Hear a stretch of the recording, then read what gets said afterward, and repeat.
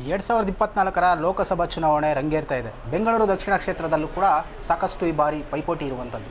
ಈ ಕಾಂಗ್ರೆಸ್ ಅಭ್ಯರ್ಥಿಯ ಪರವಾಗಿ ಅವರ ತಂದೆಯಾಗಿರುವಂತಹ ಸಚಿವ ರಾಮಲಿಂಗಾರೆಡ್ಡಿ ಅವರು ಕೂಡ ಪ್ರತಿಯೊಂದು ಕ್ಷೇತ್ರದಲ್ಲಿ ಮತಯಾಚನೆಯನ್ನು ಮಾಡ್ತಾ ಇದ್ದಾರೆ. ಸೊ ಇವತ್ತು ಕೂಡ BTM ಕ್ಷೇತ್ರದ ವಿವಿಧ ಬಡಾವಣೆಗಳಲ್ಲಿ ಮತಯಾಚನೆ ಮಾಡಿದ್ದಾರೆ. ಸೊ ಜನರ ಪ್ರತಿಕ್ರಿಯೆ ಹೇಗಿದೆ ಅಂತ ಅವ್ರನ್ನ ಕೇಳೋಣ. ಸರ್, ಸಾಕಷ್ಟು ಕುತೂಹಲ ಕೇಳಿಸಿರುವಂಥ ಕ್ಷೇತ್ರಗಳಲ್ಲಿ ಇವತ್ತು ಬೆಂಗಳೂರು ಸೌತ್ ಕೂಡ ಹೇಗಿದೆ ಸರ್ ಈ ಬಾರಿ ಕಾಂಗ್ರೆಸ್ ಪರವಾದಂಥ? ಈ ಬಾರಿ ಅನಿರೀಕ್ಷಿತ ಫಲಿತಾಂಶ. ಕಾಂಗ್ರೆಸ್ ಅಭ್ಯರ್ಥಿ ಭಾಳ ವರ್ಷಗಳಿಂದ ಇಲ್ಲಿ ಗೆದ್ದಿರಲಿಲ್ಲ. ಈ ಸಲ ಕಾಂಗ್ರೆಸ್ ಅಭ್ಯರ್ಥಿ ಲೋಕಸಭೆಯನ್ನು ಬೆಂಗಳೂರು ದಕ್ಷಿಣ ಪ್ರತಿನಿಧಿಸ್ತಾರೆ. ಸೊ ಈಗ ಕಳೆದ BJPಯ ಭದ್ರಕೋಟೆ ಎನಿಸ್ಕೊಂಡಿರುವಂಥ ಬೆಂಗಳೂರು ಸೌತ್ಗೆ ಈ ಬಾರಿ ಮಹಿಳಾ ಅಭ್ಯರ್ಥಿಯಾಗಿರುವಂಥದ್ದು. ಸೊ ಈ ಕ್ಷೇತ್ರದಲ್ಲಿ ಶಾಸಕಿಯಾಗಿ ಕೂಡ ಕೆಲಸ ಮಾಡಿದ್ದಾರೆ. ಜನ ಅವರ ಕೆಲಸಗಳನ್ನು ಯಾವ ರೀತಿ ಗುರುತಿಸ್ತಾ ಇದ್ದಾರೆ ಸರ್? ಒಂದು, ಶಾಸಕಿಯಾಗಿ ಕೆಲಸ ಮಾಡಿರ್ತಕ್ಕಂಥದ್ದು. ಎರಡನೇದಾಗಿ ಆಕೆ ಪರಿಸರ, ಪ್ರಾಣಿ, ಪಕ್ಷಿ ಇದ್ರ ಬಗ್ಗೆ ಸುಮಾರು 20-25 ವರ್ಷದಿಂದ ಕೂಡ ಕೆಲಸ ಮಾಡಿರ್ತಕ್ಕಂಥದ್ದು. ರೈನ್ ಹಾರ್ವೆಸ್ಟಿಂಗು, ಒಟ್ಟಲ್ಲಿ ಓವರಾಲ್ ಪರಿಸರದ ಬಗ್ಗೆ ಹೆಚ್ಚು ಕಾಳಜಿ ಇರ್ತಕ್ಕಂಥ ವ್ಯಕ್ತಿ. ಮತ್ತು ಈಗ ನಮ್ಮ ರಾಜ್ಯ ಸರ್ಕಾರ ಚುನಾವಣೆ ಸಂದರ್ಭದಲ್ಲಿ ಕೊಟ್ಟಂಥ ಆಶ್ವಾಸನೆಗಳನ್ನು ಈಡೇರಿಸಿರ್ತಕ್ಕಂಥದ್ದು. ಅದು ಸಹಜವಾಗಿ ಸುಮಾರು 4 ಕೋಟಿ ಜನಕ್ಕೆ ಅದು ತಲುಪ್ತಾ ಇದೆ. ಮತ್ತು ಎರಡನೇದಾಗಿ BJP ಸರ್ಕಾರ ಇಲ್ಲಿದ್ದಂಥ ಸಂದರ್ಭದಲ್ಲಿ ಸರಿಯಾಗಿ ಆಡಳಿತ ಮಾಡಲಿಲ್ಲ. ಸ್ವಜನ ಪಕ್ಷಪಾತ, ಭ್ರಷ್ಟಾಚಾರ ಮತ್ತು ಹಗರಣಗಳು ಈ ರಿಕ್ರೂಟ್ಮೆಂಟ್ಸಲ್ಲಿ, ಮತ್ತು ಲಾ ಆ್ಯಂಡ್ ಆರ್ಡರು ಸರಿ ಇರಲಿಲ್ಲ. ಮತ್ತು ವರ್ಷ ಪೂರ್ತಿ ಹಿಜಾಬು, ಅಲ್ಲೋ ಜಟ್ಕಾ ಕಟ್ಟು, ಕೋಮ್ನೂರು ಅಲ್ಲಿ ವ್ಯಾಪಾರ ಮಾಡಬಾರ್ದು, ಇದು ಬರೀ ಇದರಲ್ಲೇ ಇದ್ಬಿಟ್ರು. ಜನ ಏನು ಮಾಡಿದ್ರು, ಯೋಚನೆ ಮಾಡ್ಕೊಂಡಿದ್ರು.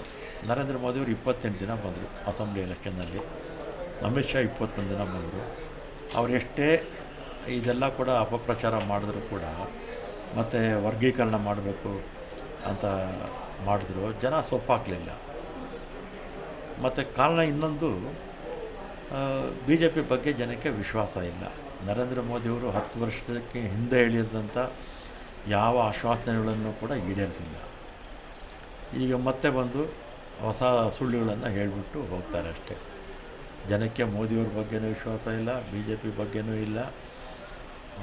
ವಿಶ್ವಾಸ ಇರ್ತಕ್ಕಂಥದ್ದು ಕಾಂಗ್ರೆಸ್ ಪಕ್ಷದ ಮೇಲೆ ಮಾತ್ರ. ಸರ್, ಈಗ MLA ಚುನಾವಣೆ ಫಲಿತಾಂಶ ದಿನ ರಾತ್ರಿ 11:30 ತನಕ ನಾವು ಕೂಡ ಅಲ್ಲೇ ಇದ್ವಿ. ಸೊ ಗೆದ್ದು ಸೋತಂಥವ್ರು ಎಲ್ಲ ವಿಧಾನಸಭೆ ಬೇಡ, ಪಾರ್ಲಿಮೆಂಟ್ಗೆ ಹೋಗಲಿ ಅನ್ನುವಂಥ ಮುನ್ಸೂಚನೆ ಏನಾದರೂ ಇದೆಯಾ ಸರ್? ಇಲ್ಲಿ ನಮ್ಮ ಪಕ್ಷದಲ್ಲಿ ಸೀಟ್ ಕೊಡೋಕ್ಕೆ ಮುಂಚೆ ಅಭಿಪ್ರಾಯ ಕೇಳ್ತಾರೆ. 8 ವಿಧಾನಸಭಾ ಕ್ಷೇತ್ರದ ಶಾಸಕರು, ಸೋತಂಥವರು, ಇನ್ನಿತರೆ ಮುಖಂಡರುಗಳ ಅಭಿಪ್ರಾಯ ಕೇಳಿದಾಗ ಎಲ್ಲರೂ ಕೂಡ ಒಂದೇ ಹೆಸರು ಹೇಳಿದ್ದು ಸೌಮ್ಯರೆಡ್ಡಿ ಅಂತ. ಅದರಿಂದ ಹೈಕಮಾಂಡ್ ಹೇಳಿದ ಮೇಲೆ ನಿಂತ್ಕೊಳ್ಳುವಂಥ ಕೆಲಸ ಆಗಿದೆ. ಮತ್ತು ಅದು ಅಸೆಂಬ್ಲಿದು ಕೋರ್ಟಲ್ಲಿದೆ. ಕೋರ್ಟಲ್ಲಿ ನೋಡ್ಕೊಳ್ಳೋಣ, ಕೋರ್ಟಲ್ಲಿ ಏನಾಗುತ್ತೋ ಆಮೇಲೆ ನೋಡ್ಕೊಳ್ಳೋಣ. ಈಗ ಅಭ್ಯರ್ಥಿಗಳ ಪರವಾಗಿ ಮೋದಿಯವರು ಕೂಡ ಬಂದು ರೋಡ್ ಶೋ ಮಾಡುವಂಥದ್ದು, ಮತಯಾಚನೆಯನ್ನು ಮಾಡ್ತಾ ಇದ್ದಾರೆ. ಸೊ ಈ ಕ್ಷೇತ್ರಕ್ಕೆ ಕಾಂಗ್ರೆಸ್ನ ಹೈಕಮಾಂಡ್ ಯಾರು ಬರ್ತಾ ಇದ್ದಾರೆ ಸರ್? ಈಗ ಮೋದಿಯವರು, ನಾನು ಹೇಳಿದ್ನಲ್ಲ, ಅಸೆಂಬ್ಲಿ ಚುನಾವಣೆಯಲ್ಲಿ 28 ದಿನ ಬಂದಿದ್ದರು. ಜನ ಅವ್ರ ಬಗ್ಗೆ ವಿಶ್ವಾಸ ಇಲ್ಲದಿದ್ದರಿಂದ ವೋಟ್ ಹಾಕಿಲ್ಲ. ಈಗಲೂ ಅವ್ರ ಬಗ್ಗೆ ಜನಕ್ಕೆ ವಿಶ್ವಾಸ ಇಲ್ಲ, ವೋಟ್ ಹಾಕಲ್ಲ. ಬರ್ತಾರೆ, ಹೋಗ್ತಾರೆ. ಏನು ಹೋಗಲಿ, ಮೋದಿಯವ್ರಿಗೆ ಒಂದು ಪ್ರಶ್ನೆ ಕೇಳ್ತೀನಿ. ಬೆಂಗಳೂರು ನಗರಕ್ಕೆ ನಿಮ್ಮ ಕೊಡುಗೆ ಏನು? ಕರ್ನಾಟಕ ರಾಜ್ಯ ಜನತೆಗೆ ನಿಮ್ಮ ಕೊಡುಗೆ ಏನು? ಬರ ಬಂದು 6 ತಿಂಗಳಾಯಿತು. 234 ತಾಲೂಕು ಬರ ಘೋಷಣೆ ಆಗಿದೆ. ₹1 ಹಣ ಬಿಡುಗಡೆ ಮಾಡಿಲ್ಲ. ಯಾವ ಮುಖ ಇಟ್ಕೊಂಡು ವೋಟ್ ಕೇಳೋಕ್ಕೆ ಬರ್ತಾರೆ BJP ಅವರು? ಮತ್ತು ನಮ್ಮ ರಾಜ್ಯದಿಂದ 4,30,000 ಕೋಟಿ ವಿವಿಧ ರೂಪದಲ್ಲಿ ಟ್ಯಾಕ್ಸ್ ಕೇಂದ್ರಕ್ಕೆ ಹೋಗುತ್ತೆ. ವಾಪಸ್ ಬರ್ತಾ ಇರ್ತಕ್ಕಂಥದ್ದು 14%. ಅದನ್ನು ಸರಿ ಇಲ್ಲ, ನಮಗೆ ಇನ್ನೂ ಹೆಚ್ಚು ಅನುದಾನ ಮಾಡಿ ಅಂತೇಳಿದರೆ ಮಾಡ್ತಿಲ್ಲ. ಮೇಕೆದಾಟಿಗೆ ನಮಗೆ ಅನುಮತಿ ಕೊಡ್ತಿಲ್ಲ. ನಗರದ ಜನಸಂಖ್ಯೆ ಜಾಸ್ತಿ ಆಗ್ತಾಯಿದೆ. ಇನ್ನೊಂದು 5-10 ವರ್ಷದಲ್ಲಿ ಇಷ್ಟೇ ಪ್ರಮಾಣದಲ್ಲಿ ಜಾಸ್ತಿ ಆಗಿರುತ್ತೆ. ಡ್ಯಾಮ್ ಕಟ್ತಾ ಇದ್ದರೆ ನಮ್ಮ ನೀರಲ್ಲಿ ಸಿಗುತ್ತೆ. ಅದರಿಂದ ಅವರು ನಮ್ಮ ರಾಜ್ಯದ ಹಿತಾಸಕ್ತಿ ಅವ್ರಿಗೆ ಬೇಕಾಗಿಲ್ಲ. ರೈತರ ಬಗ್ಗೆ, ಮಹಿಳೆಯರ ಬಗ್ಗೆ ಅಥವಾ ಯುವಕರ ಬಗ್ಗೆ. ಇವತ್ತು ನಿರುದ್ಯೋಗ ಎಷ್ಟಿದೆ ದೇಶದಲ್ಲಿ? ಸ್ವಾತಂತ್ರ್ಯ ಬಂದಾಗಲಿಂದಲೂ ಕೂಡ ಇಷ್ಟು ನಿರುದ್ಯೋಗಿಗಳು ನಮ್ಮ ದೇಶದಲ್ಲಿ ಎಲ್ಲೂ ಇರಲಿಲ್ಲ. ಯುವಕರ ಬಗ್ಗೆ ಕಾಳಜಿ ಇದೆಯಾ ಅವರಿಗೆ? ಇಲ್ಲ. ಮಹಿಳೆಯರ ಬಗ್ಗೆ ಇದೆಯಾ? ಇಲ್ಲ. ಅಥವಾ ದೀನದಲಿತರು, ಹಿಂದುಳಿದ ವರ್ಗದವರು, ಒಟ್ಟಲ್ಲಿ ಟೋಟಲ್ಲಾಗಿ ಆರ್ಥಿಕವಾಗಿ ಹಿಂದುಳಿದಿರ್ತಕ್ಕಂಥವ್ರ ಬಗ್ಗೆ ಅವರಿಗೆ ಅಸಡ್ಡೆ, ಯಾರಿಗೆ ಮೋದಿಯವರಿಗೆ, ಬಿ ಜೆ ಪಿ ಪಕ್ಷಕ್ಕೆ. ಅವರೇನಿದ್ರು ಉದ್ಯಮದಾರರು, ದೊಡ್ಡ ದೊಡ್ಡ ಉದ್ಯಮದಾರಿದಾರಲ್ಲ, ಅವ್ರಿಗೇನು ಬೇಕೋ ಎಲ್ಲ ಅನುಕೂಲ ಮಾಡಿಕೊಡ್ತಾರೆ. ಇದೆಲ್ಲ ಕೂಡ ಜನ ವಾಚ್ ಮಾಡಿದ್ದಾರೆ. ಅದು ಈ ಬಾರಿ ಕೂಡ ಅವ್ರನ್ನ ಲೋಕಸಭೆ ಚುನಾವಣೆಯಲ್ಲಿ ತಿರಸ್ಕಾರ ಮಾಡೋದ್ರಲ್ಲಿ ಎರಡನೇ ಮಾತಿಲ್ಲ. ಗ್ಯಾರಂಟಿಗಳು ಎಷ್ಟು ಮಟ್ಟಿಗೆ ರಾಜ್ಯ ಸರ್ಕಾರದ ಗ್ಯಾರಂಟಿಗಳು ಈ ಒಂದು ಚುನಾವಣೆ ಮೇಲೆ ಪ್ರಭಾವವನ್ನು ಬೀರುತ್ತೆ? ಮತ್ತು ಕುಮಾರಸ್ವಾಮಿ ಅವರು ಕೂಡ ಒಂದು ಮಾತು ಹೇಳ್ತಾ ಇದ್ದಾರೆ, ಈ ಗ್ಯಾರಂಟಿಗಳಿಂದ ತಾಯಂದಿರು ಹಾದಿಯನ್ನು ತಪ್ಪಿದ್ದಾರೆ ಅಂತೇಳಿ.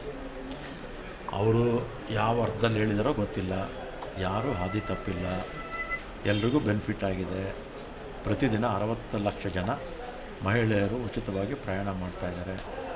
ಪ್ರತಿ ಕುಟುಂಬದ ಹೆಣ್ಣು ಮಗುಗೆ ಒಬ್ಬರಿಗೆ 2,000 ರೂಪಾಯಿ. ಅದು ಏನಾಗುತ್ತೆ, ಗ್ಯಾಸ್ ಬೆಲೆ ಜಾಸ್ತಿ ಆಯಿತು, ಮತ್ತು ದಿನನಿತ್ಯದ ಅಗತ್ಯ ವಸ್ತುಗಳು ಎಲ್ಲ ಜಾಸ್ತಿ ಆಗಿದೆ. ಅದಕ್ಕೆ ಸ್ವಲ್ಪ ಸಹಾಯ ಆಗಲಿ ಅಂತ ಆ ಕಾರ್ಯಕ್ರಮ. ವಿದ್ಯುತ್ತು 200 ಯೂನಿಟ್ವರೆಗೂ ಅವರು ಎಷ್ಟು ಬಳಸ್ತಾಯಿದ್ರೋ ಅಷ್ಟು ಫ್ರೀಯಾಗಿ ಕೊಟ್ಟಿದ್ದೀವಿ. 5 kg ಅಕ್ಕಿ ಬದಲಿಗೆ ಹಣ ಕೊಡ್ತಾಯಿದ್ದೀವಿ. ಇದು ದುರ್ಬಲ ವರ್ಗಕ್ಕೆ ಅನುಕೂಲ ಆಗಿದೆ. ಅದನ್ನು ಸಂತೋಷವಾಗಿ ಜನ ಸ್ವೀಕಾರ ಮಾಡ್ತಾಯಿದ್ದಾರೆ. ಬೇಡ ಅಂತ ಹೇಳಿದರೆ 60 ಲಕ್ಷ ಜನ ಓಡಾಡ್ತಾರೆ ಫ್ರೀಯಾಗಿ, ಅಥವಾ 1,40,00,000 ಜನ ವಿದ್ಯುತ್ ಉಚಿತವಾಗಿ ತೊಗೊಳ್ತಾ ಇದ್ದಾರೆ. ಬೇಡ ಅಂತ ಹೇಳಿದರೆ ಯಾಕೆ ತೊಗೊಳ್ತಾ ಇದ್ದಾರೆ ಅಲ್ವಾ? ಅದೇ ರೀತಿ ಗೃಹಲಕ್ಷ್ಮಿ 1,17,00,000 ಜನ ತೊಗೊಳ್ತಾ ಇದ್ದಾರೆ.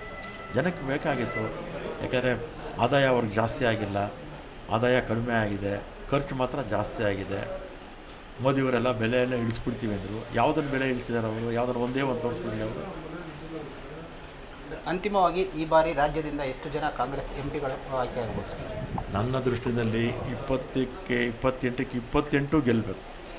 ಕೇಂದ್ರದ ಬಿ ಜೆ ಪಿ ಸರ್ಕಾರಕ್ಕೆ ಬುದ್ಧಿ ಬರಬೇಕು ಅನ್ನೋಂಗಿದ್ರೆ 28ಕ್ಕೆ 28 ಗೆಲ್ಲಿಸಿದ್ರೆ ಆಗ ಕೇಂದ್ರ ಸರ್ಕಾರಕ್ಕೆ ಬುದ್ಧಿ ಬರುತ್ತೆ. ನಮಗೇನು ಅನ್ಯಾಯ ಮಾಡ್ತಾಯಿದ್ದಾರೆ ಅದು ನಿಲ್ಲುತ್ತೆ. ಇವಿಷ್ಟು ರಾಮಲಿಂಗಾರೆಡ್ಡಿ ಅವರ ಮಾತು. ಕ್ಯಾಮ್ರಾ ಪರ್ಸನ್ ಶ್ರೀನಿವಾಸ್ ಜೊತೆ ಜ್ಞಾನಪ್ಪ ನಡಿಯಾರ್, ವೆಂಕಟೇಶ್, ರಾಜ್ ನ್ಯೂಸ್, ಬೆಂಗಳೂರು.